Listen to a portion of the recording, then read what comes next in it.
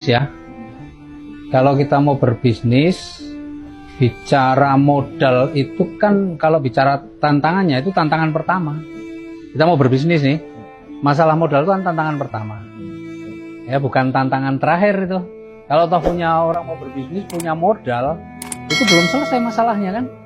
Ibaratnya saya pengen punya buka usaha toko kelontong misalnya, kan perlu modal. Ya, ketika saya punya modal, udah selesai belum masalahnya? Belum. Karena itu baru mulai kan toko kita. Kita masih berpikir, mungkin kalau kita tokonya besar, kita pengen punya karyawan, harus rekrut karyawan. Setelah kita rekrut karyawan, kita juga harus memasarkan bagaimana caranya supaya toko kita laku, betul kan? Harus berinovasi terus. Nah, sebenarnya sama di usaha ini, masalah modal itu baru tantangan pertama. Jadi kalau kita ketemu orang yang wah semangat nih, wah semangat, kan banyak orang nih yang proposalnya semangat kan, proposalnya semangat nih. Terus kemudian dia bilang, tapi saya tuh nggak punya duit. Nah, gitu kan. Kamu semangat nih, tapi nggak punya duit. Kira-kira kita bisa percaya dengan orang begitu nggak? Kalau saya nggak percaya, ya berarti itu semangatnya bukan semangat beneran, tapi semangat bohongan. Kenapa? Kalau semangat beneran pasti dia akan berusaha bagaimana dia bisa masalah modalnya ini dia harus bisa atasi. Kenapa? Karena masalah anggaplah yang paling kecil 2.100.000 itu baru tantangan pertama. Lah kalau tantangan pertama saja dia nggak sanggup atasi, nggak mungkin dia akan benar-benar dia berjuang. Itu hanya omong kosong. Jadi saya nggak pernah tergoda dengan orang yang kelihatannya semangat tapi alasannya nggak punya duit. Paling saya kasih solusi kan. Ya udah kalau memang benar-benar nggak punya duit, tapi punya teman kan, saya bilang gitu kan.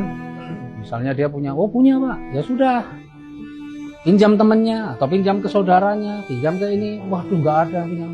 Ya jangan pinjamnya 2.100.000,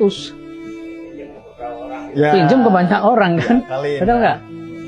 Misalnya nih, ekstrimnya yang paling ekstrim nih, pinjamlah ke 21 orang kalau benar-benar nggak punya duit. 21 orang temennya pinjam 100 ribuan kan, benar nggak? 21 kalau orang pinjam 100 ribu kan nggak mungkin ditagih-tagih.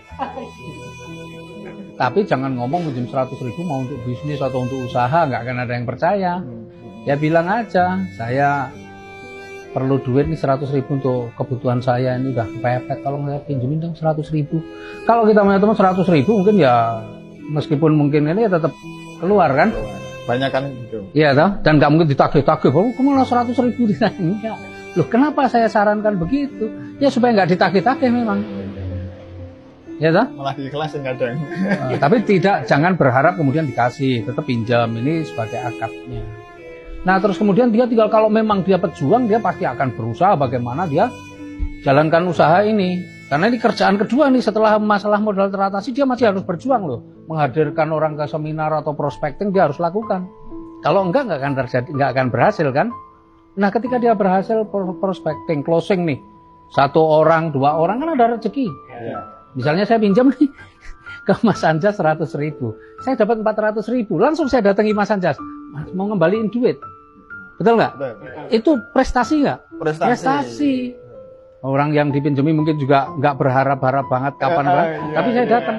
Nah, pas kita ngembaliin uang itu, misalnya kita sambil bilang, Mas Anjas, saya kembaliin yang 100 ribu kemarin, yang minta maaf, itu sebenarnya yang 100 ribu saya pinjam itu saya gunakan untuk modal usaha.